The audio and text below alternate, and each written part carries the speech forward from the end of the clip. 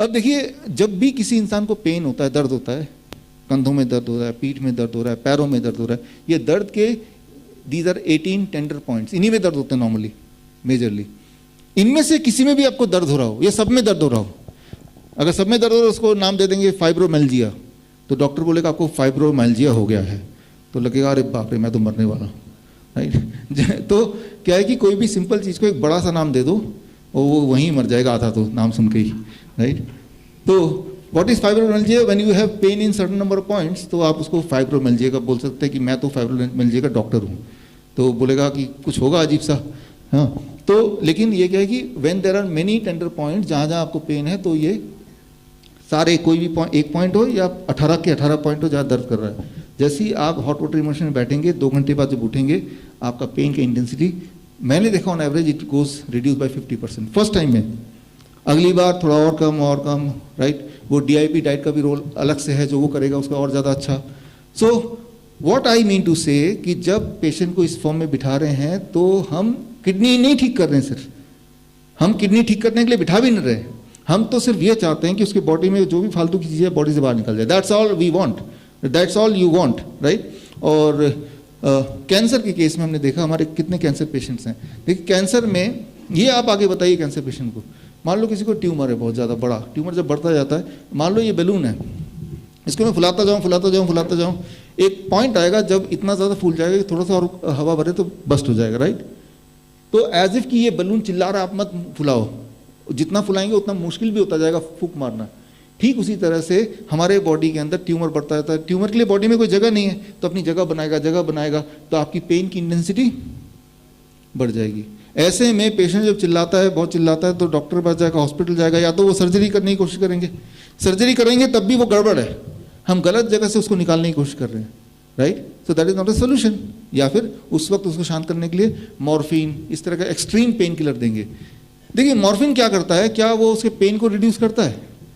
You know well, pen को reduce नहीं कर रहा है, पेन के एहसास को रिड्यूस कर रहा है। अपनी जगह पे प्रॉब्लम वहीं की वहीं है, लेकिन एज इफ कि वो ड्रग्ड है, तो उसको पता ही नहीं है, नशे में है, उसको वो डिस्कनेक्ट हो गया उस पेन से। उस पेन जब तक उस मॉर्फिन का असर रहेगा तब तक पेन का जो सेंसेशन उसे फील नहीं होगा, ब्रेन ने डिस्कनेक्ट कर दिया। तो मतलब डेंजर उतना ही है, और ज़्यादा डेंजरस है, उसे एहसास भी नहीं है कि डेंजर है। Getting the point, right.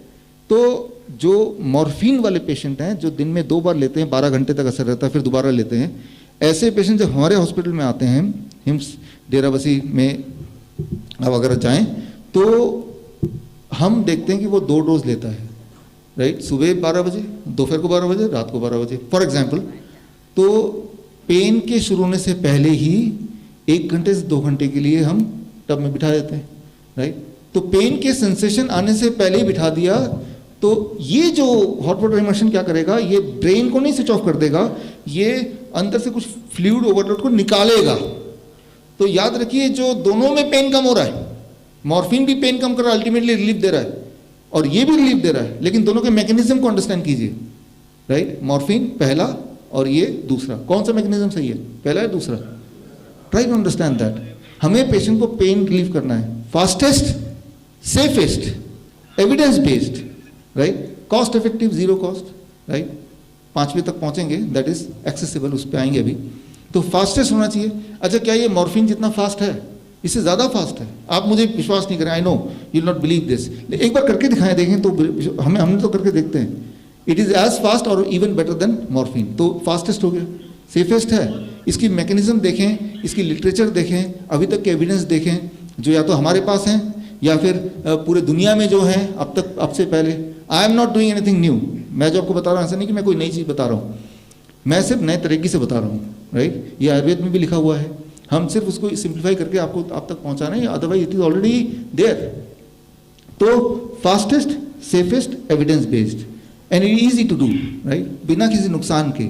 और हर बार जब वो करेगा, हर बार उसका कैंसर, उसका ट्यूमर पहले से ज़्यादा रिग्रेस करेगा, कम होगा। अगले दिन जब करेगा तो उसका पेन की इंटेंसिटी उतनी नहीं होगी जितनी पहले दिन थी। जबकि मॉर्फिन जब वो लेता है, हर बार उसकी इंटेंसिटी या ज़्यादा होती रहती है, मॉर्फिन का डोज भी उसको बढ़ाता रहना पड़ता है। गेटिंग द पॉइंट, दोनों की फ़र्क देखिए, राइट। तो आप यहाँ पे देखेंगे कि what I was talking about, कि अलग अलग बीमारी, वो कैंसर भी है, डायबिटीज़ भी है, बॉडी के पेन भी हैं, किडनी फेलियर भी है। हम जब बोलते हैं kidney failure, hymns hospital kidney failure, actually ये जो technique it is not just for kidney failure, ये आपको क्लियर हो गया, राइट। किडनी फेलियर नाम की कोई एक सिंगल डिजीज है भी नहीं वैसे देखा जाए तो, राइट। भारत देश इनोवेशन का देश है, आइडियाज़ का देश है, और या फिर जुगाड़ का देश है। तो पूरे देश में, राइट, ये अभी तक आज तक तो मैं और आचार्य जी तक ही ये लिमिटेड था, आप सबको बता रहा हूँ कि हज़ारों के तादाद में माइक्रो स्केल पे हिम्स हॉस्पिटल खुल चुके हैं पूरे देश में, लोगों ने ही किया है, राइट। फिर हमें लगा ये तो क्या कमाल हो गया। फिर उन लोगों को हमने कांटेक्ट किया, आपने अपने अपने घर में जैसे किया है वो आप हमें बताओ, क्यों? क्योंकि हम आप तक पहुंचाएंगे, बाकी तक पहुंचाएंगे, जो नहीं कर पा रहे उन तक पहुंचाएंगे। तो फिर लोगों ने अपने अपने वीडियोस भेजने शुरू किए। Not difficult, right. अगर आपको लगता है 1% भी ये डिफिकल्ट है तो अगले 10 मिनट बाद नहीं लगने वाला डिफिकल्ट है, राइट, बिल्कुल नहीं लगने वाला। तो अगला 10 मिनट आपका जो है थोड़ा सा इंटरेस्टिंग है। ये देखिए लोगों ने कैसे अपने घर के अंदर ही एक छोटा माइक्रो हिम्स बनाया और किस तरह से वो बड़ी तेजी से पेशेंट टब में इसी प्रकार बैठ जाएगा। टब में जो पानी है वो पेशेंट के गर्दन के यहाँ तक लेवल तक यहाँ होना चाहिए, इस लेवल तक इस टब का पानी होना चाहिए। गीज़र जो है इस टब का जो पानी है इसका वाटर का टेम्परेचर को मेंटेन करता रहता है।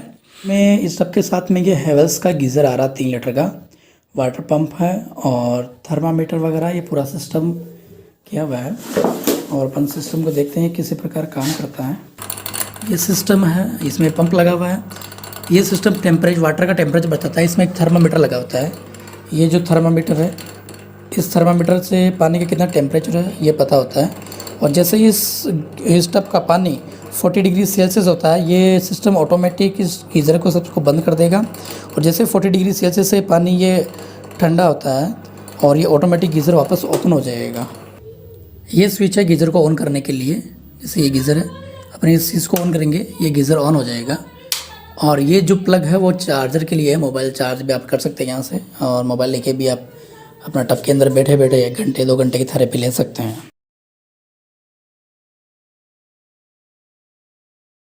मगर डॉक्टर विश्व स्वरूप चंडीगढ़ वाले, उनका हमने वीडियो देखा।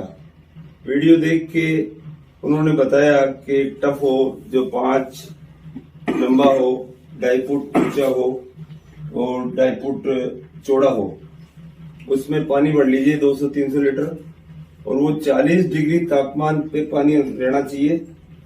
40, इसके लिए हमने ये टब बनाया, बेहतरीन टब बनाया। और इसमें ये गीजर लगा दिया। ये गीजर जो है, ये गीजर से पानी जाता है, गर्म होकर वापस आ जाता है। ये टेम्परेचर मेंटेन करता है सारा टेम्परेचर। ये 40 डिग्री तापमान में पानी है अभी। और ये बच्चा मेरा 21-22 साल का है, और हमने 4-5 दिन से हमने ये काम चालू किया।